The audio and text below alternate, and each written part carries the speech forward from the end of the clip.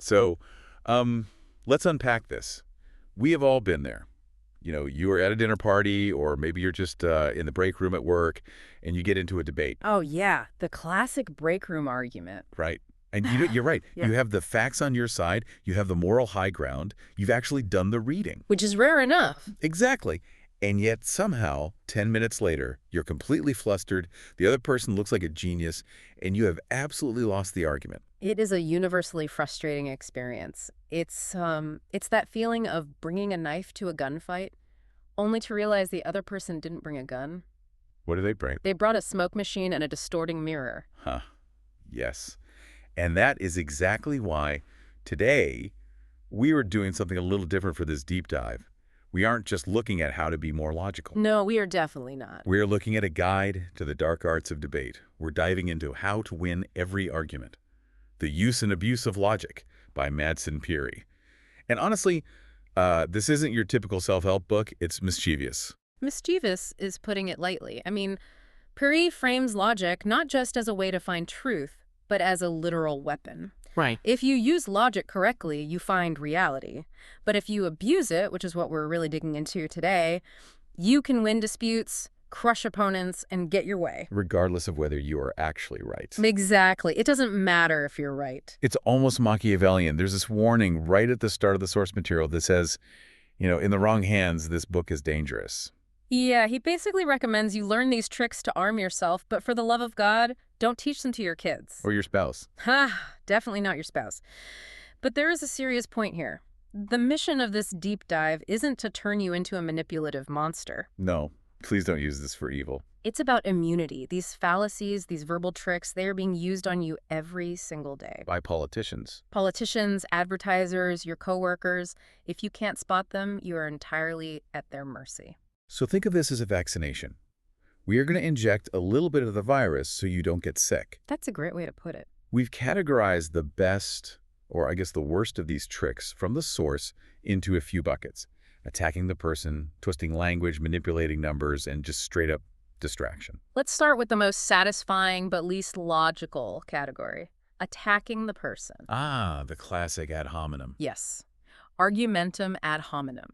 It literally translates to the man. This is when you stop arguing about the topic at hand and start arguing about the guy you're talking to. Pirie uses this great example of a Dr. Green. Let's say Dr. Green is publishing a study in favor of putting fluoride in the water supply. Okay.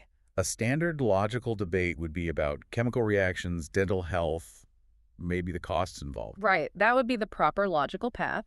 But the ad hominem artist entirely ignores all that. What do they do instead? Instead, they say, well, why should we listen to Dr. Green? This is the same man who, 10 years ago, wrote an article supporting euthanasia and infanticide. Wow. Okay, so let me play devil's advocate here.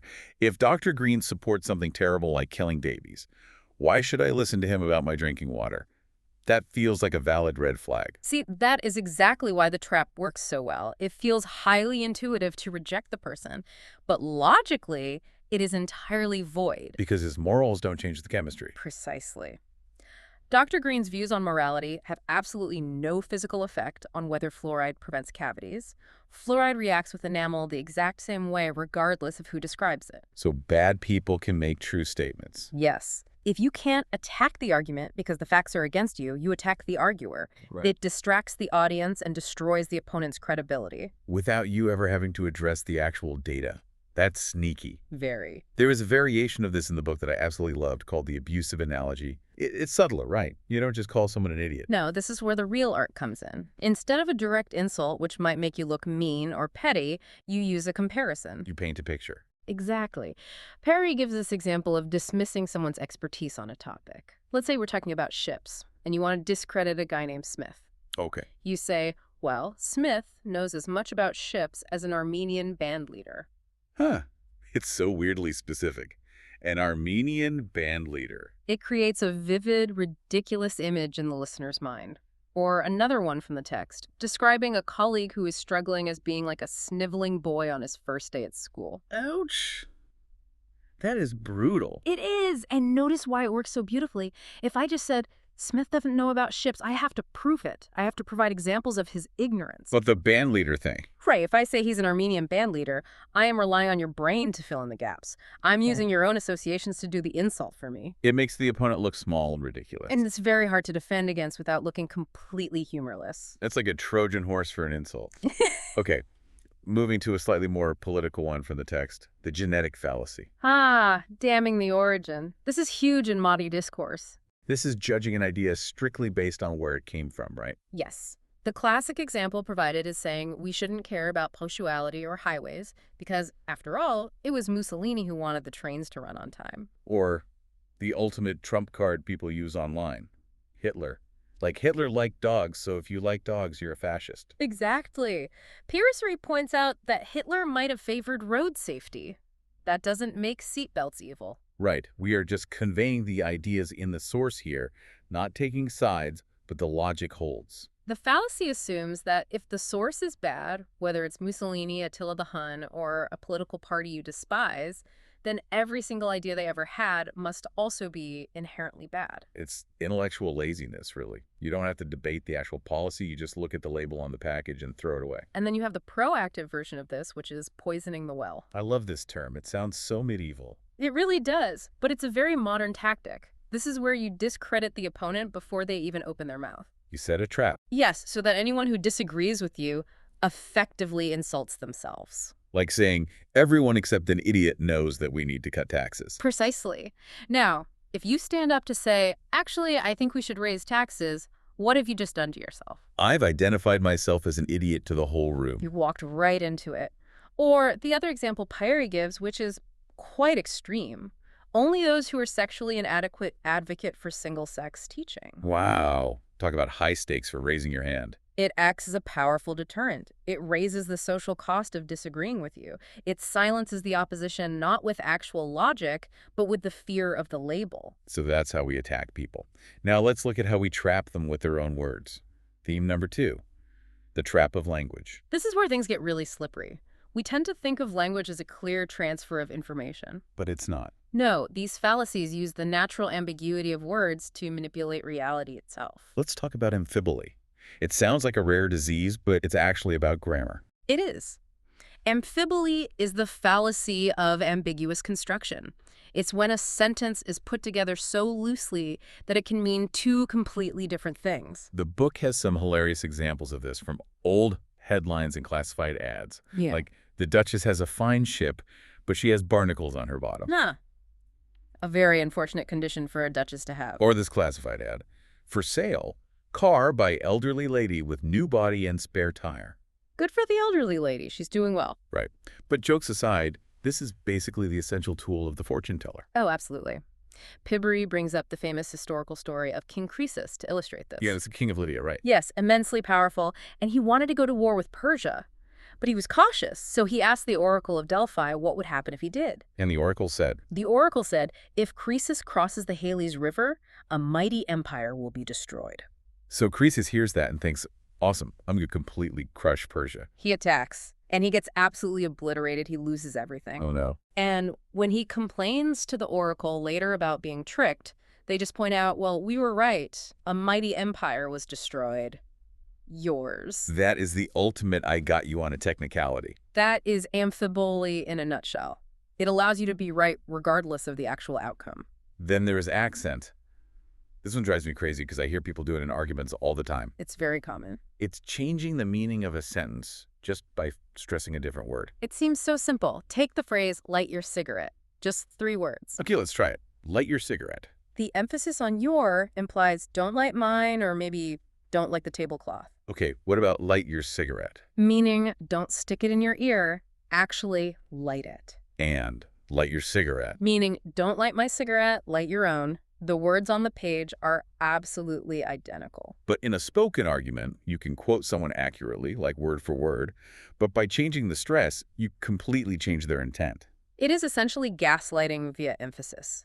You imply they meant something sinister that they didn't intend at all. And if you get caught twisting words like that, you can always use definitional retreat. Yeah. This is basically moving the goalpost, isn't it? It is exactly moving the goalposts. It's changing the core meaning of a word while under pressure.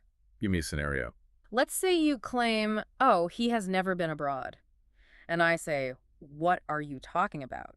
He went to Boulogne, France, just last year. And I panic because I'm wrong. So I say, PFT, you can't call Bologna abroad. Exactly. You realize your factual claim is wrong, so you retreat into a new, much tighter definition of the word abroad that conveniently excludes Boulogne. Poloni compares this to Humpty Dumpty in Alice in Wonderland. Yes. When I use a word, it means just what I choose it to mean, neither more nor less. It makes it impossible to lose an argument because you just keep rewriting the dictionary as you go along. It's incredibly frustrating to argue against. Speaking of rewriting things, let's talk about loaded words. I feel like this is the bread and butter of cable news. Oh, without a doubt. This is using language to bake a judgment directly into the description of something. Pirie gives this brilliant verb conjugation to demonstrate the bias here. Right. He says, I am firm, you are stubborn, he is a pig-headed fool. It's the exact same behavior in all three people. It is, but firm is a virtue. Pig-headed is an insult. We see this everywhere in media and politics. Do we call a group freedom fighters or terrorists? Or do we call the leadership a government or a regime? Exactly. Regime sounds inherently sinister. You overthrow a regime, you vote out a government. So by just choosing the word, you have already won the argument before you've even stated your factual case. You've quietly told the listener exactly how to feel about the topic. Okay, let's shift gears to theme 3. This is the one that I think tricks our brains the most naturally, playing with causation and numbers. We are, at our core, pattern-seeking animals. We are desperate to find connections between things, even when they simply aren't there. The fancy Latin name for this is post hoc ergo propter hoc. After this, therefore because of this. Right, and Pirie has this fantastic, slightly ridiculous example involving frozen peas. Oh, I want to see if you can guess the connection as a listener. Okay, so the statistics at the time showed that illegitimacy rates, children born out of wedlock, shot up significantly right after the introduction of canned peas. Okay. And those rates did not fall again until frozen peas finally edged canned peas out of the market. So the argument is that canned peas cause babies. According to the post hoc fallacy, yes. Event B followed event A, therefore event A must have caused event B. That is completely absurd. It is absurd. Yeah. But we do this constantly with things that aren't peas, and it sounds perfectly logical to us. Like saying, I hired a new sales manager, and sales went down a month later. Therefore, the manager is bad. When actually maybe the whole market just crashed and the manager had nothing to do with it. There is a regularity requirement for causation. Meaning it has to happen consistently. Right. Just because one thing follows another doesn't mean it pushed it. But all superstitions rely on this exact fallacy. You wear your lucky socks, your team wins, and suddenly you can never wash those socks again. Exactly. Closely related to this is the come hoc fallacy. With this, therefore, because of this. This is when things happen at the exact same time rather than one after the other. Simultaneous events. There's this great story in the text of a tourist on a train offering a banana to a local peasant. I love this one. Just as the peasant takes his very first bite of the banana, the train enters a pitch-black tunnel. And the peasant screams, "Don't eat it. It makes you blind." Haha, yes. It's funny, but it's exactly how we get terrible social policy. Pirie mentions a real study showing that neatness of handwriting in children reliably correlates with shoe size. Wait, really? So having big feet actually makes you write better? No, think about it for a second. Who has bigger feet? Older kids. And who has better fine motor skills for handwriting? Older kids. Exactly. It's a third hidden factor age that causes both of the visible things. But if you just look at the data graph, you might assume feet cause handwriting. This is the classic correlation does not equal causation trap. I feel like the gambler's fallacy is the one that really hurts people's wallets in real life. Oh, definitely. It's the profound belief that the universe has a memory and a sense of fairness. Like sitting at the roulette table saying, I've seen red come up 20 times in a row. Black is absolutely due. It has to be black next. But the little roulette ball doesn't know what happened last time. The universe doesn't have a memory. The odds are still exactly 50-50. The universe doesn't owe you a black to even things out. No, it doesn't. But we feel intuitively that luck simply must balance out. And then there's false precision. This is one I see in marketing literally all the time. Kills 99% of household germs. Or a lawyer saying, we can be 90% certain that Blogs is guilty. Why is that a fallacy, though? Numbers are generally good in an argument, right? Accurate numbers are good, but this is using exact numbers to fake authority. Ah, I see. You cannot quantify human guilt. And you usually can't measure a household germ situation with that level of precision outside of a highly sterilized lab. But saying 99% sounds so scientific. It shuts down questioning. It invokes the prestige of mathematics and science where it, frankly, doesn't belong at all. It's like wearing a lab coat to sell a used car. That is a perfect analogy. Moving on to theme 4, emotional manipulation and distraction. This is where we stop even pretending to use logic altogether. Yes, the ad misericordiam, the appeal to pity. This is the classic sob story. It is replacing reason entirely with emotion. Pirie mentions this is absolutely essential in courtrooms. He says handkerchiefs are a must for defense attorneys. The example in the book is arguing for an employee, Jeeves. Can we really afford to fire Jeeves?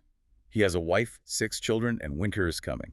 I mean, that's heartbreaking. I wouldn't want to fire him. And that is exactly why it works. But the question of can we afford to employ him is strictly an economic one. The question of should we help him is a moral one. The fallacy deliberately confuses the two.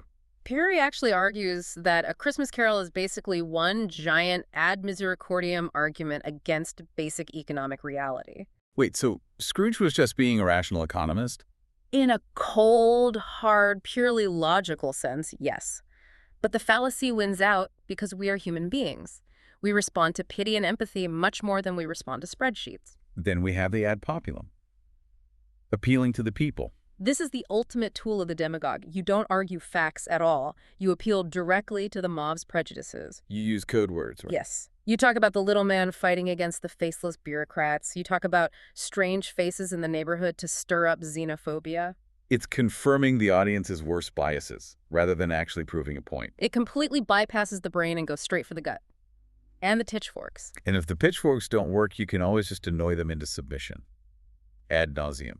Winning by sheer repetition. Lewis Carroll famously wrote, "I have said it thrice. What I tell you 3 times is true." It's the strategy of every annoying commercial jingle ever written. And many political campaigns. If you repeat a talking point enough times, even if it's a complete lie, it creates a habit of association in the listener's mind. They hear it so often they just assume it must be true. Or, frankly, they just get so entirely tired of arguing with you that they give up and concede. Which brings us to the red herring. I really love the visual the source gives for this one. Oh, the lawyer with the cigar? Yes. So imagine a lawyer in a courtroom who knows his case is terribly weak. He lights a cigar, but he has secretively inserted a rigid wire right down the middle of it. Right. So as he smokes, the ash doesn't fall off. It just gets longer and longer. And the jury is just staring at this impossibly long ash, holding their breath, waiting for it to drop. Completely ignoring whatever the opposing lawyer is saying. That is a red herring. It is a deliberate, calculated distraction. In a verbal argument, it's when you're losing on the budget numbers, so you suddenly bring up the opponent's bad back or their pet cat. You throw a scent trail to lead the hounds away from the fox. Precisely. If you can't win the actual point, make sure nobody is looking at the point. We are in the home stretch here. Theme 5 is stopping the argument cold. Sometimes you don't want to win. You just want to flip the table over. The ad lapidem, the appeal to the stone. This involves the famous Dr. Johnson, right? It does. So Bishop Berkeley had this highly complex philosophical theory that physical matter doesn't actually exist. Dr. Johnson didn't bother arguing with the metaphysics of it. No, he just walked up to a large stone in the street, kicked it as hard as he could, and shouted, "I refute it thus!" Ow. That had to hurt. It's dismissing a claim as completely absurd without actually offering a shred of proof, like saying, "I won't hear a word spoken against him." Or, "Well, that's just ridiculous." It feels very strong and definitive, like kicking a stone, but it's intellectually totally empty. Like a blunt refusal to engage with the logic. And finally, the runaway train fallacy. This one feels very relevant to a lot of safety debates today. This is the argument that if you take one step in a certain direction, you are forced to go all the way to the extreme limit of that direction. So, for example, if we say we should lower the speed limit from 70 to 60 to save lives, the opponent chimes in and argues, well, if you really want to save lives, why not lower it to 0? That would save the absolute most lives. which is technically a true statement, but completely useless in reality. It's the fallacy of the continuum. It assumes that once a train leaves the station, it simply cannot stop until it hits the buffers at the end of the line. But in reality, we make trade-offs all the time. Exactly. We stop the train exactly where we want to. We balance public safety with convenience. The fallacy tries to erase all of that necessary nuance. So looking back at all of this, what does it all mean for you listening? We've covered attacking people, twisting words, fake math, emotional manipulation, and kicking stones. It sounds like the world is just one big logical trap. It really can feel that way. You will start seeing these fallacies in every election cycle, every advertisement, and probably at your next family holiday dinner. And while Pisarie's book is technically framed as a guide on how to use them, how to be mischievous and win, the real value for us is defense, isn't it? Absolutely. It's like finally learning how a magic trick works. Once you know it's just a mirror trick or a wire hidden in the cigar, you stop believing in the sorcery. You stop getting angry or flustered when someone uses an ad hominem on you. You just think, they have no real argument, so they're attacking me. It strips the power away from them completely. It forces you to look at the substance, not the flash. Before we wrap up this deep dive, I want to leave everyone with one final thought from the source material. It actually wasn't detailed in the main chapters, but it was listed in the table of contents, a concept called Thatcher's blame. Ah, yes. It's a fascinating and very relevant note to end on. It's the idea of how we habitually pin widespread, complex societal ills on single convenient scapegoats, whether it's a specific president, a single policy, or just a vague concept like the media. We deeply crave simplicity. We desperately want one clear villain to blame for all our complex problems. So, as you go about your week, look for that specific pattern in your own news consumption. Ask yourself, who is the scapegoat today? And are you falling for the fallacy that one single person or thing is the root cause of everything? Something to mull over. Thanks for diving deep with us into the dark arts of logic. Go win some arguments or at least catch someone else trying to cheat at them. Indeed. Be careful out there.